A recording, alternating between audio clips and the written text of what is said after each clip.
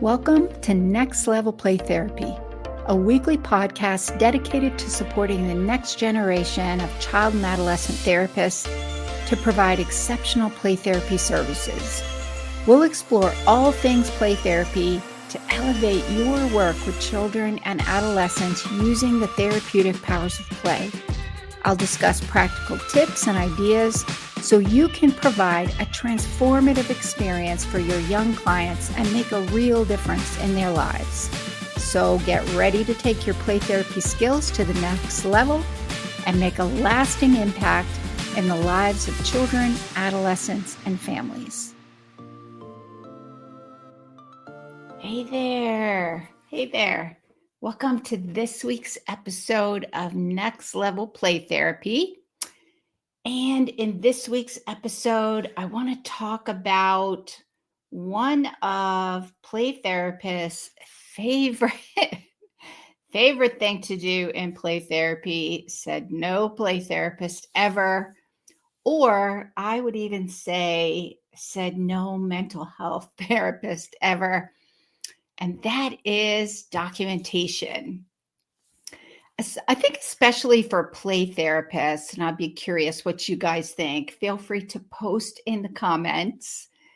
What is your, I feel like for play therapists, documentation, especially progress notes and treatment plans, feels even more challenging than regular, I would say, general mental health writing, progress notes and treatment plans. Because the thing that I found, and I hear this over and over and over, is how the heck do you make playing sound professional and that it is actually therapeutic in nature? Like, how do you write progress notes about doing play therapy activities in a way that sounds like you're doing more than just playing? Or how do you write a play therapy treatment plan that actually kind of maps out what you're going to be doing in the play therapy process using play in a way that actually, one, it's useful and not just a box you have to check off and say done to appease the documentation gods. But also, how do you make it sound professional and that it actually is therapeutic? Like, how do you break that down into something that is cohesive and useful? And that is exactly what I want to talk about today. Documentation and how to what you need to do in order to have that professional, grounded, cohesive documentation story that you're telling about your client's participation in the change process. So if you're joining me live today on this week's live stream episode, I would love to know who's here. Go ahead and post in the comments.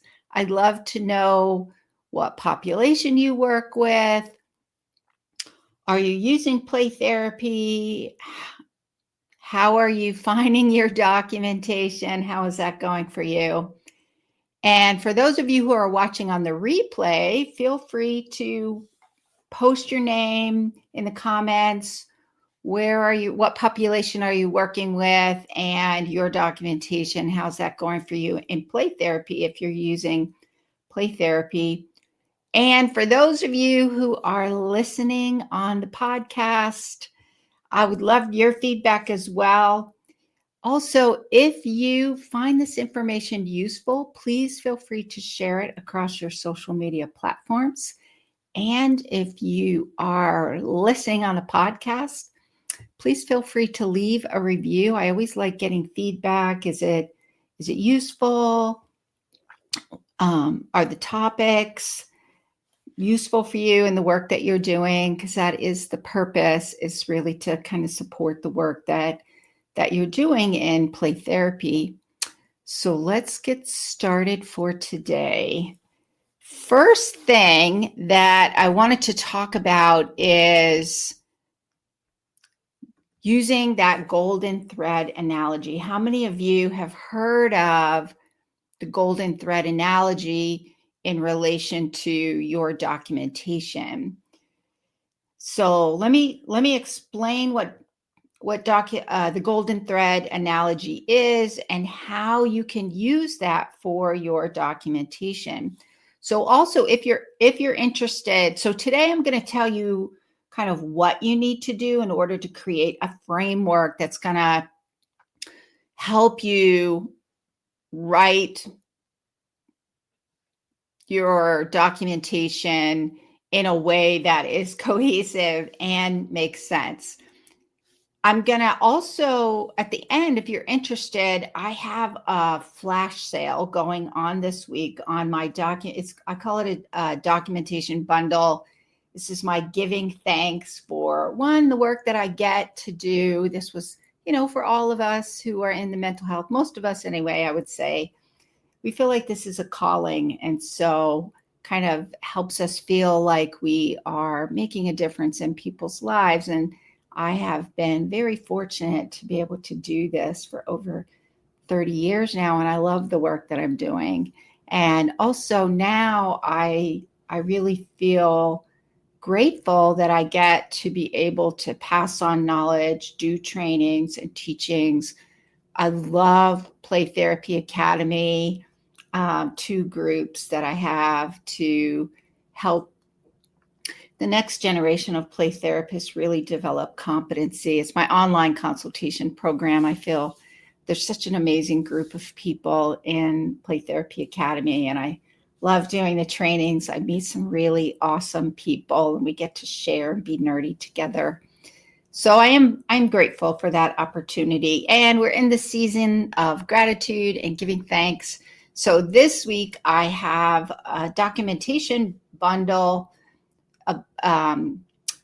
your case conceptualization that's going to help with your psychosocial assessments and formulating. That's like the foundation in order to do your treatment plans and then also your progress notes. So all of these 3 go really hand in hand for that foundation of what exactly do you do and how do you do that. So in the courses, I take a deep dive into showing you how to do that. So I will talk a little bit more about that at the end if you're interested.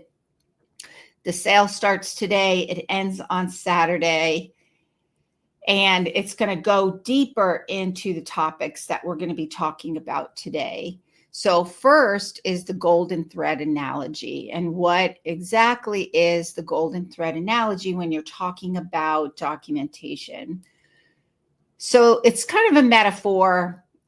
Think of taking a golden thread and weaving it together, sewing together your case conceptualization and your treatment plan and your progress note. It's what ties all of them together. And so when you're thinking about what are you writing for your treatment plan, it's going to be connected to your psychosocial assessment. Your psychosocial assessment is the foundation for your case conceptualization. Skipping that psychosocial assessment or not really doing a thorough psychosocial assessment at the very beginning will impact negatively your case conceptualization. And your case conceptualization is, how are you identifying what is at the root of the problem and why is the problem happening? So in your psychosocial assessment, you want to ask a lot of questions, and knowing the right questions to ask and why you need to ask them is really important for creating that or developing your really strong case conceptualization. So, and then you're using your case conceptualization, also that psychosocial assessment, all of those things you've identified, these now become the foundation for what you're going to focus on in the change process. And then that becomes the foundation for your treatment plan. So the whole treatment planning process ultimately ends up with an actual treatment plan, which I also call like your roadmap. This is your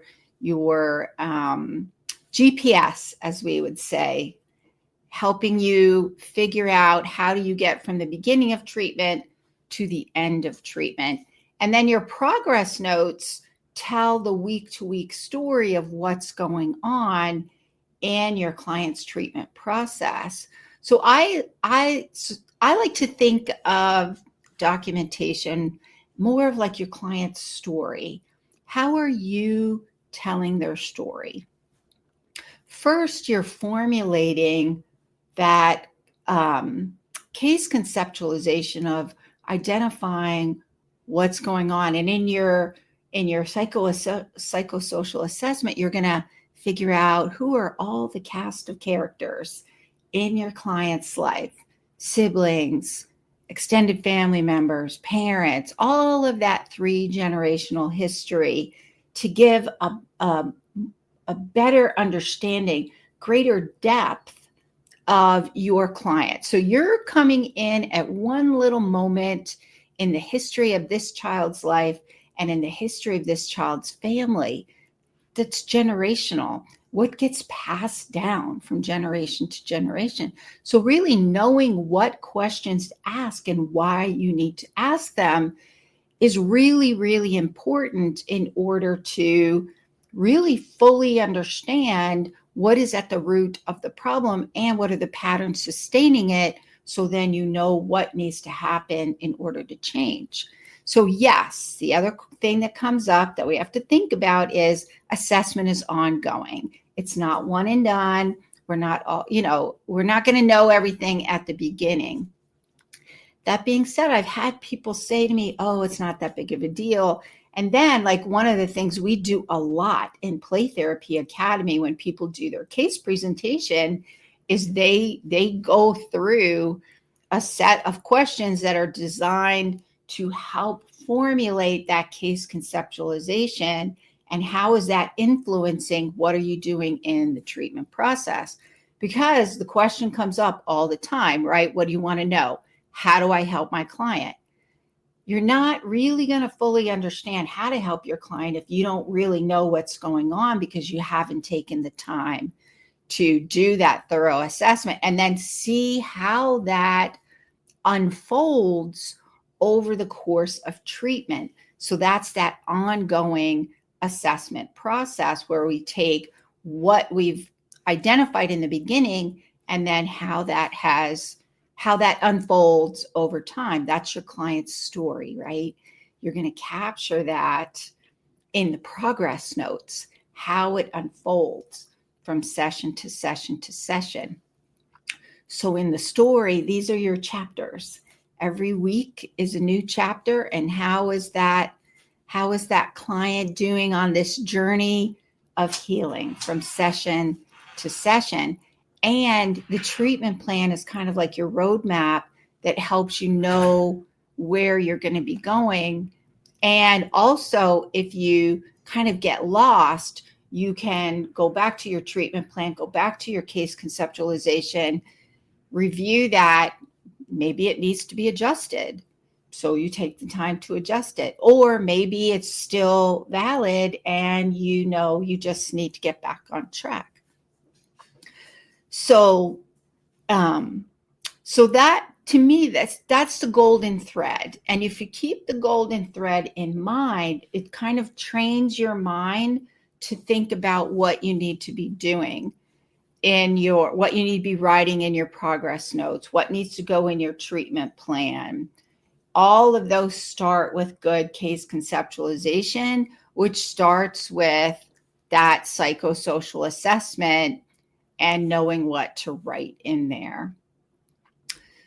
So the second thing is that I want to review for today is how do you, in that golden thread analogy, you want to make sure that you're aligning your documentation and your case conceptualization with your play therapy theoretical model.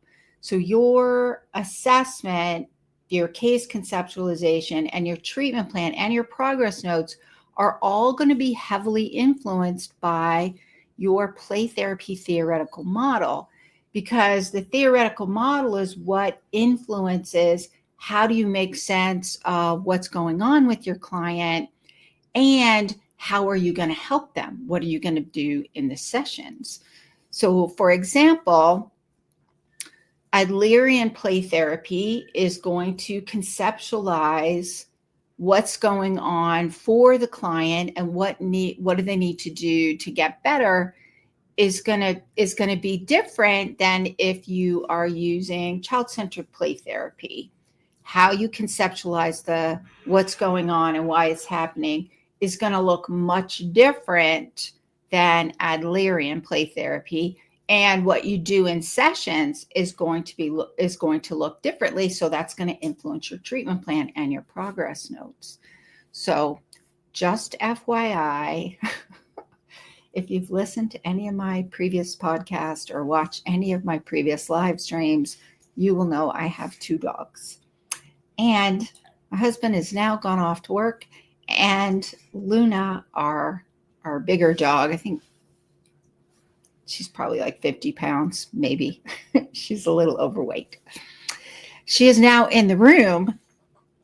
Yep, she's right behind me. She hears me saying her name. So if you hear any strange sounds like moaning and scratching and some weird sounds in the background, that is my dog Luna rolling around, scratching and moaning and being my companion for this morning. She's heard me say her name a few times, so she might be leaving. Yep, she's leaving. She'll be back and forth. So, getting back on track. Yep, there she goes. Getting back on track. So here's the thing. So if we stay in the story metaphor, using the golden thread to tell the story of your client's journey in the play therapy process, then think of your play therapy theoretical model as the language that you're going to use. So every language has its own nuances to words and how you phrase things.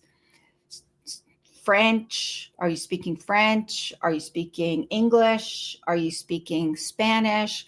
They're all going to have different nuances to the words and the language and how you communicate and the meaning of what is being communicated.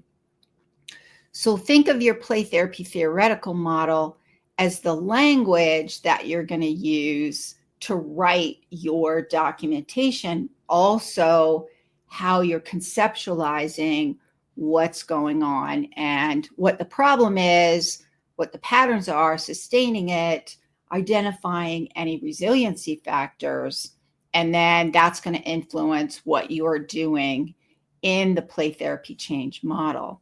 So the thing is, you're also going to use that language in your treatment plan and in your progress notes. That's how you tie them all together, is you're using that language of child-centered play therapy in your treatment plan and in your progress notes.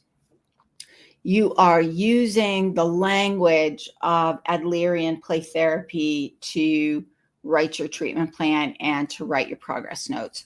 If you're using CBT play therapy, you are using CBT to write your treatment plans and your progress notes. Even if you're using an integrative model, your integrative model is made up of theories. And so you're using the theories and integrating them into a model. So you want to make sure to use the language of the theories that you are using to facilitate healing for your client. So the other thing you want to think about is you can use your play therapy. This is what I do. I don't know about you guys, but you have your session, and then you have to write your progress note about your session. One of the things that I've found useful when you start using a framework, you begin to kind of train your brain to go into that mode to develop language and phrasing when you're writing your progress notes and when you're writing your treatment plan.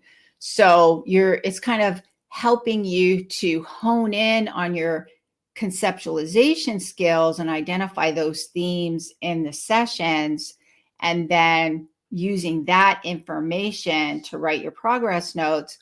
Also, it's really useful to review your treatment plans with clients like every 3 to 6 months. It's one, to make sure you're still on track and you can make adjustments as necessary. But this also sends the message to your clients and their parents that they have a vital role in the change process, and you're engaging them in that discussion about, hey, how are we doing? Let's take this time to see how we're doing, what's going on. I can't tell you how many times that I've done that when I've reviewed treatment plans periodically, and I get more information than I would have if I had just kind of gone along session to session. I think it's really useful to have that dedicated time to go back and review your treatment plans and kind of see where you are, get their feedback. It's a time to really see how they think they're doing, where do they think they've made some progress, and use that to kind of help you figure out where they are in the change process.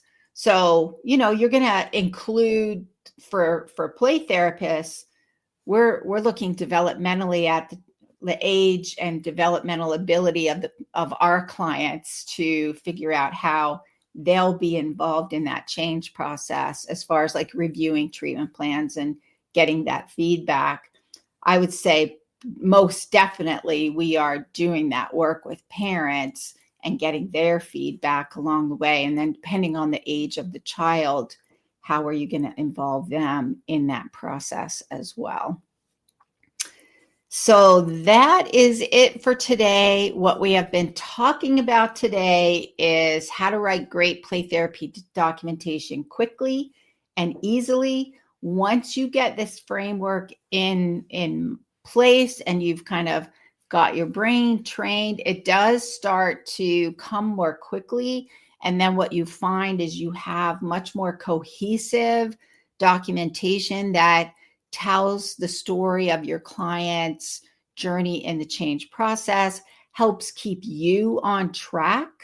And that's how you're able to get those really good outcomes for your clients, better healing, because you're kind of focused and you have a sense of what's going on. You've kind of got your brain continually being renewed about that process.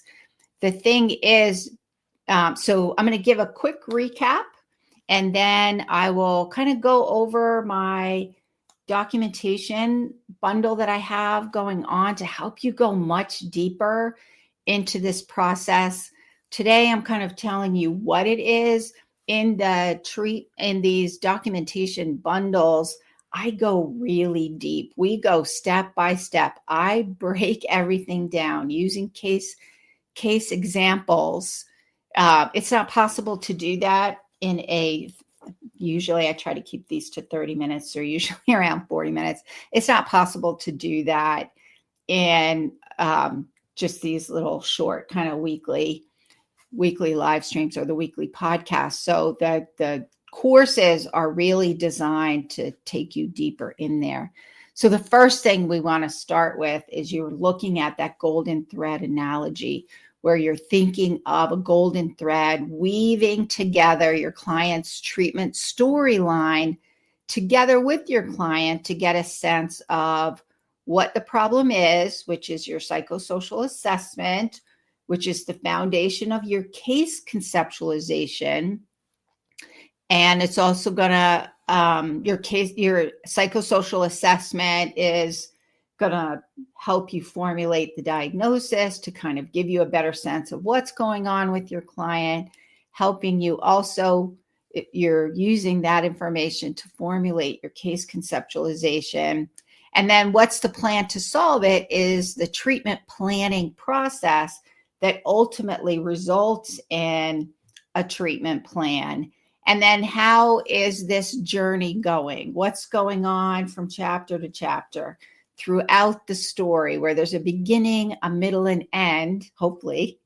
Sometimes clients prematurely end treatment. That always, that happens. But the goal is you want to be able to tell that story through your documentation, your progress notes, from session to session to session. That's the storyline, the beginning, middle, and end in your documentation. So the other thing is you want to make sure that you are aligning your case conceptualization and your treatment plan and your progress notes with your play therapy theoretical model, because your theory model is going to influence how you make sense of what's going on with your clients, what the problem is, and what patterns are sustaining it, why is it happening. And then that's going to influence what you're going to do in session, but that's also going to be influenced by your play therapy theoretical model, including when you are using an integrative model, because your integrative model is still based on different theoretical models that will also influence how do you make sense of what's going on with your client and why this problem is happening. And then what are you going to be doing in session? How are you going to be helping them? What things do you focus on in each stage of the change process, beginning, middle, and end? Your play therapy theoretical model is going to influence how you determine what stage they're in and what you're doing in each stage of the change process. And the other thing is, I like to think of your play therapy theoretical model as the language you are speaking. So we know the language is play. For play therapists, we say play is the language of children. Well, your play therapy theoretical model will determine what language you're speaking in your play therapy sessions. Are you speaking Adlerian play therapy? Are you speaking psychodynamic play therapy? Are you speaking child-centered play therapy? Are you speaking attachment-focused family play therapy? That's your theoretical model language. So your language, you're going to use that language in your treatment plan and your progress notes. So, and you're going to think about your progress notes as weaving the storyline together from beginning, middle to end of the treatment process with your client. So as you're writing your progress notes, you're thinking about the themes that occurred in the session and how are you making sense of what those themes mean. That's your play therapy model. And then you're kind of using that to write your progress notes, but you can also use that to kind of help you figure out where they are in the change process and how are they progressing with their treatment plan to get successfully to the end of treatment, which means they have overcome whatever problems that they've been experiencing. And I've found once you train your brain to kind of think this way, it starts flowing a little bit more naturally. So that is it for today. If you are interested in the play therapy documentation bundle, it's my Giving Thanks documentation bundle. The sale has started today. It ends on Saturday at 11:59 p.m. Pacific time, because I'm here in Pacific time. It's basically you are getting 3 courses for almost the price of 2 courses. And then the first course is getting grounded in play therapy case conceptualization, walks you through the questions you need to ask and why you need to ask them. That's an important part. If you skip that part, then you're probably, from my experience, gonna miss a lot of information that is needed to help you really get to the bottom of what's going on. And then you use that as the foundation for your case conceptualization, which is an ongoing process. And having good case conceptualization at the beginning to get started is key for knowing how to write your treatment plan, which brings us to the second course in the bundle, which is Getting Grounded, Writing Play Therapy Treatment Plans.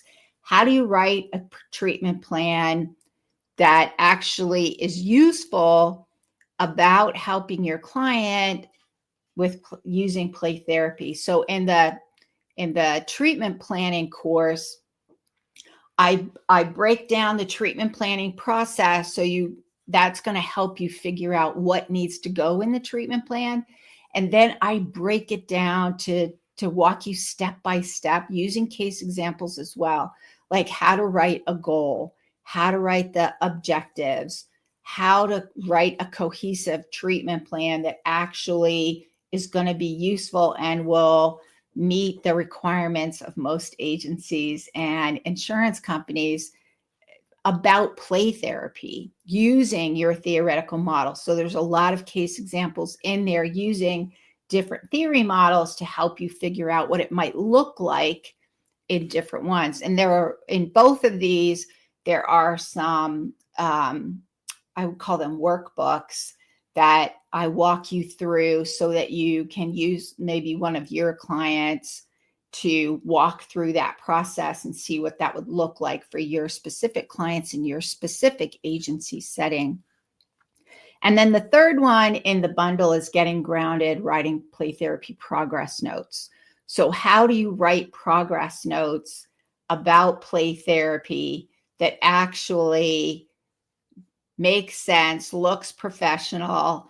And the thing about progress notes is there's a lot of bad information out there, I think, because the intent is good around some of the bad information, still bad information. So the key for progress notes is I think of it as like Goldilocks and the Three Bears. You don't want to do too little. You don't want to do too much. You want to do just right. So where's that just right mark that you're not spending hours and hours writing progress notes, because that gets exhausting. So kind of training your brain how to, I walk you through how do you figure out themes in play therapy? And then how do you use that information in your progress notes? And then how do you write those progress notes using a format that's going to connect to your treatment plan, that is going to meet agency and insurance standards and actually be useful? I actually use my progress note writing to kind of help me conceptualize what happened in the session and then get that in a quick progress note. So I give you templates in there. There are, again, case examples walking you step by step through writing progress notes using different theory models to kind of give you an idea of what a progress note might look like using different theory models. So if you're interested, it's going away on Saturday. It's not going to be available again anytime soon. I don't often do bundles, but I thought it might be useful to a lot of people, since these are things that people struggle with, all three of these. So if you're interested, you want to pop over to my website, rhplaytherapytraining.com, and take advantage of that documentation bundle before it ends on Saturday. And I will see you guys next week. Bye for now. Thank you for joining me on this episode of Next Level Play Therapy.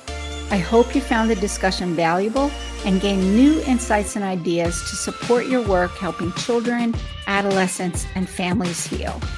If you enjoyed this episode, be sure to subscribe to the podcast and leave a review. Your feedback helps to improve and reach more people who can benefit from this information. Remember, play therapy is a powerful tool for healing and growth. Whether you're a new play therapist or experienced, I encourage you to continue your learning journey to unlock the potential of play in your own work and relationships. If you have any questions or topic suggestions for future episodes, I'd love to hear from you. Connect with me on social media and visit my website at Renewing Hearts Play Therapy Training to stay updated on upcoming episodes, trainings, and resources. Thank you once again for listening to Next Level Play Therapy. Until next time, keep playing, learning, and growing.